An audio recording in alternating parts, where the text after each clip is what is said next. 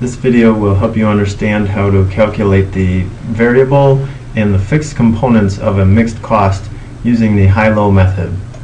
The problem that you've been given is kind of summarized up here above, and let me just quickly go through it. So we have this train company that hauls freight across the country, and all that we're told is their transportation costs for the past 6 months are all these dollar amounts listed here. Now this includes everything from fuel to salary to I don't know what else they would have in there, all kinds of maintenance fees and maintenance and stuff like that, but we don't have any detail as to how much of that is variable and how much of that is fixed, which is a very important component of cost volume profit analysis. So what we do know is during each month how many gross ton miles, which is a metric used by the train company, how many they traveled during that period. So we know they spent $760,000 to travel 275,000 gross ton miles, and we want to determine the amount of this any given month, how much is variable and how much is fixed.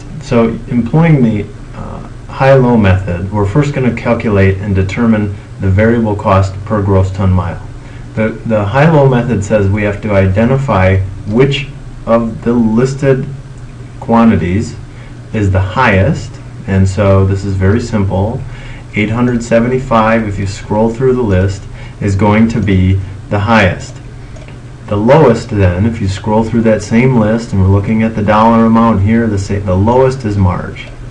And so March has the lowest, and it was June that had the highest. So we pick out the cost. The cost in the highest month was 875. The cost on the lowest month was 600,000. And I subtract the two. I take the highest and I subtract the lowest from it. And so there's a difference of 275,000. Now I look at the activity level during the same two items. So for the high, 875, it had a corresponding activity level of 325. And for the low, it had a corresponding activity level of 200,000.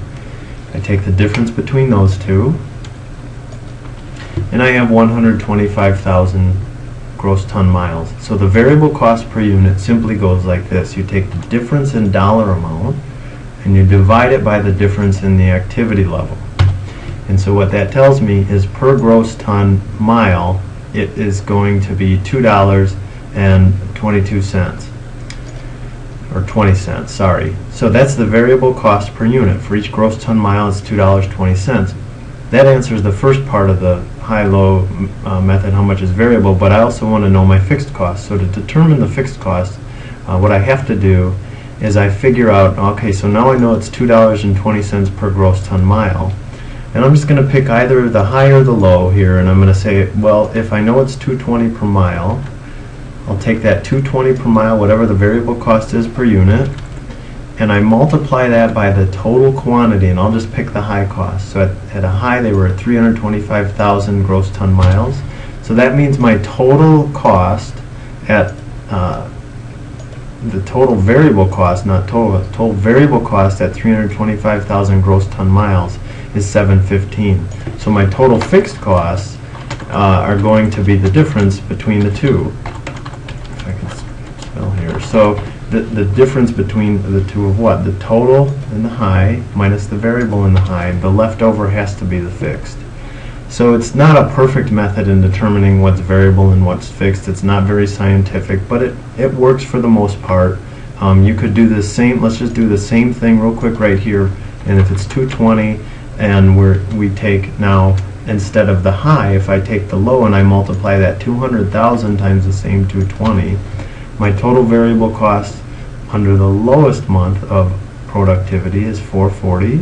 I subtract that from the low cost, and you'll notice I get the same 160. That's not by coincidence, so it's still $160,000. And so that is how you use the high-low method to distinguish when you have a mixed cost, how much of it is variable and how much of it is fixed.